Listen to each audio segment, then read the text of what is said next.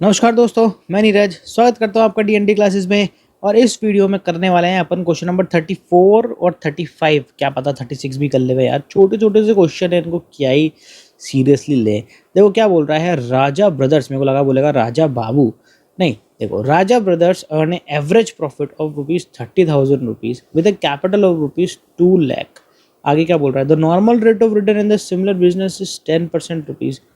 Using capitalization of super profit method, work out the value of goodwill of the firm. सबसे पहले आपको super profit निकालना पड़ेगा। कैसे निकलेगा भैया? Average profit minus normal profit.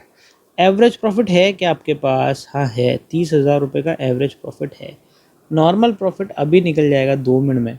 Normal profit कैसे निकलता है? Capital employed into NRR divide by 100। यहाँ पर क्वेश्चन में कैपिटल दे रखी है, कैपिटल एम्प्लॉयड है, NRR है कितना 10%। तो यहाँ पर नॉर्मल प्रॉफिट निकल के आ जाएगा आपका खुशी खुशी 20,000 रुपये।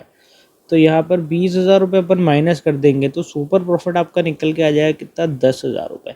अब आपको क्या करना है? आपको करना है कैपिटलाइजेशन ऑफ सुपर प्रॉफिट। वो कैसे होगा?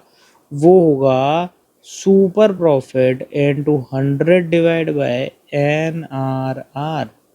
छोटी सी चीज़ है। सुपर प्रॉफिट आ जाएगा 10,000 rupees into 100 divide by NRR 10। तो यहाँ पर आपका कैपिटलाइजेशन को यार ढंग से लिखना पड़ेगा, सब गड़बड़ हो गया। ये कैपिटलाइजेशन ऑफ सुपर प्रॉफिट कैसे आएगा? 1 लाख रुपए आ जाएगा। ख़त्म बात, इतना सा क्वेश्चन है। आगे बढ़ते हैं। 35 क्या बोल रहा है? अरे उसका आंसर तो चेक कर लेते। ये लो 1 लाख, ठीक है। आगे बढ़ता है। देखो क्या बोल रहा है, Rajan and Rajni are partners in a firm. Their capital were Rajni 3 lakh and Rajan 3 lakh and Rajni 2 lakh. तो टोटल मिला के कैपिटल कितनी हो गई? 5 लाख की आपकी कैपिटल हो गई।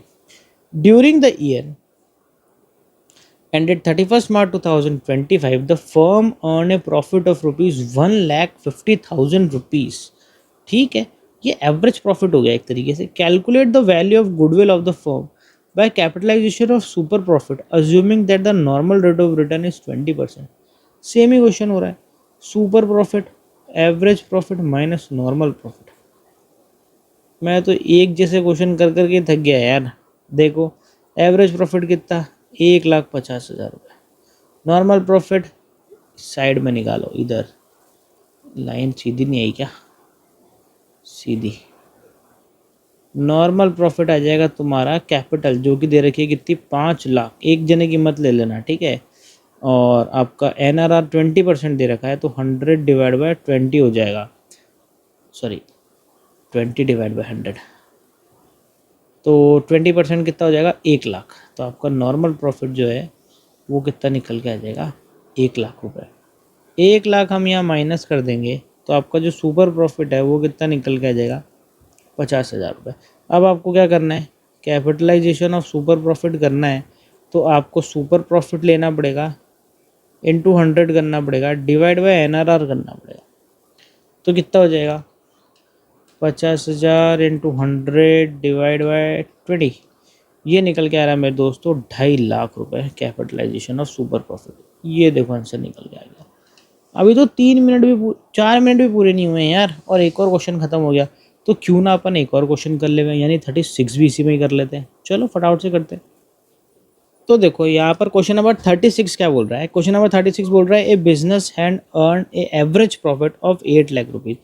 यहाँ पर एवरेज प्रॉफिट आपको 8 लाख रुपए का दे रखा है during last few years, and the normal case of business return is similar business is 10%। यानी आपको NRR 10% दे रखी है।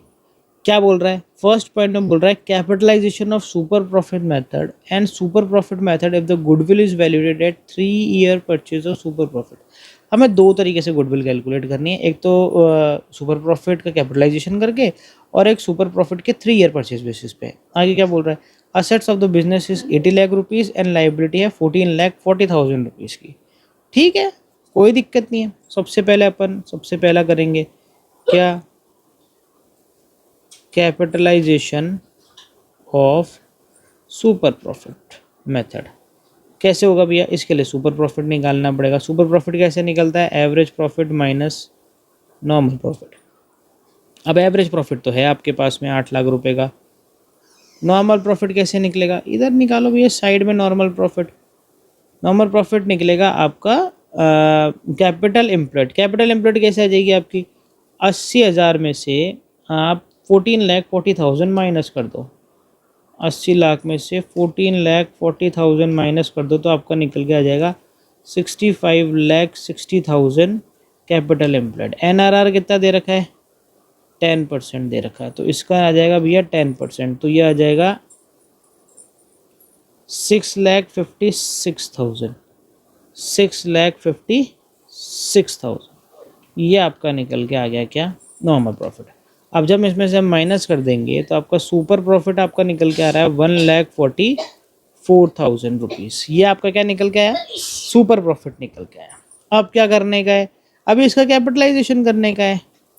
तो कैपिटलाइजेशन ऑफ सुपर प्रॉफिट कैसे होगा, super profit into 100 divide by NRR, तो कितना आ गया आपका 14,40,000 रुपीज़ की आपकी गुडविल निकल के आ गई।